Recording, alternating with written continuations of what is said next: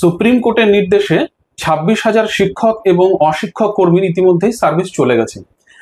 এরপরে তারা যাতে আপার প্রাইমারি যে সিলেকশন প্রসেস রয়েছে সেই সিলেকশন প্রসেসে যাদেরকে পার্টিসিপেট করতে দেওয়া হয় সেই জন্য তারা হাইকোর্টে এসে অলরেডি একটা মামলা দাখিল করেছে এবং সেখানে প্রচুর সংখ্যক প্রার্থী তারা মামলা দাখিল করেছে। তাদের যে এই মামলা তাদের কি মূল বিষয়বস্তু বা এই মামলাতে কোর্টে কি শুনানি হলো এবং তাদের দাবি কি রয়েছে এই ব্যাপারে যদি একটু সার্বিক আলোচনা করেন। আমরা সবাই জানি যে সুপ্রিম কোর্টের অর্ডারে 26,000 ক্যান্ডিডেটদের মামলা যারা ছিলেন তাদের চাকরি চলে গেছে। তো আজকে যারা এসেছেন 92 জন হাইকোর্টের কাছে এসেছেন এই মর্মে যে তারা ফার্স্ট SLST 2016 আপার প্রাইমারিতে পার্টিসিপেট করেছিলেন। তারা যখন সব রাউন্ড ক্লিয়ার করে পার্সোনালিটি টেস্ট ভেরিফিকেশনে গিয়েছিলেন তখন তাদের কাছে একটা প্রশ্ন করা হয় যে তারা ইন সার্ভিস কি ইন সার্ভিস নন।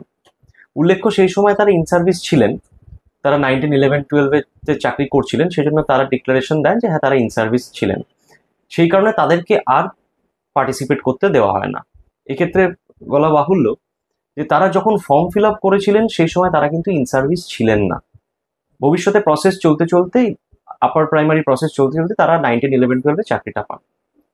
এরপর এখন বর্তমান পরিস্থিতিতে আজকে তাদের যা অবস্থা সেখানে থেকে তারা এসছেন কোর্টের কাছে আবেদন নিয়ে যে first SLST 2016 upper primary recruitment process কিন্তু এখনো অনগোয়িং, প্যানেল এখনো ভ্যালিড, 5th রাউন্ড অব্দি কাউন্সেলিং হয়েছে, এখনো বেশ কিছু সিট ভ্যাকেন্ট আছে।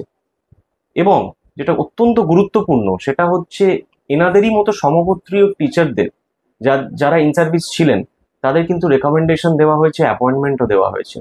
তাহলে তাদের যদি সেই সুযোগ দেওয়া হয় তাহলে এই ক্যান্ডিডেটরা কেন সেই থেকে বঞ্চিত হবেন, বিশেষ করে এই পরিস্থিতিতে। আজকে তারা একটা সুযোগ চাইছেন যেখানে একটা অনগোয়িং রিক্রুটমেন্ট প্রসেসে তারা যাতে পার্টিসিপেট করতে পারেন।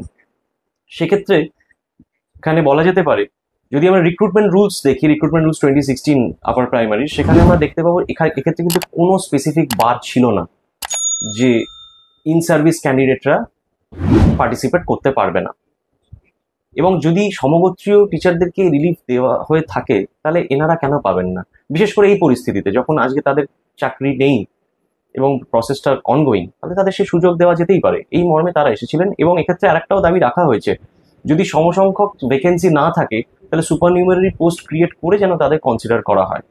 মামলার শুনানির পর মহামান্য আদালত স্কুল সার্ভিস কমিশনকে নির্দেশ দেন যে যথাযথ রিপোর্ট ফাইল করে তাদের যে স্ট্যান্ড সেটা ক্লিয়ার করা হোক কোর্টের কাছে যে তারা কি ভাবনা চিন্তা করছে এই ধরনের ক্যান্ডিডেটদেরকে নিয়ে।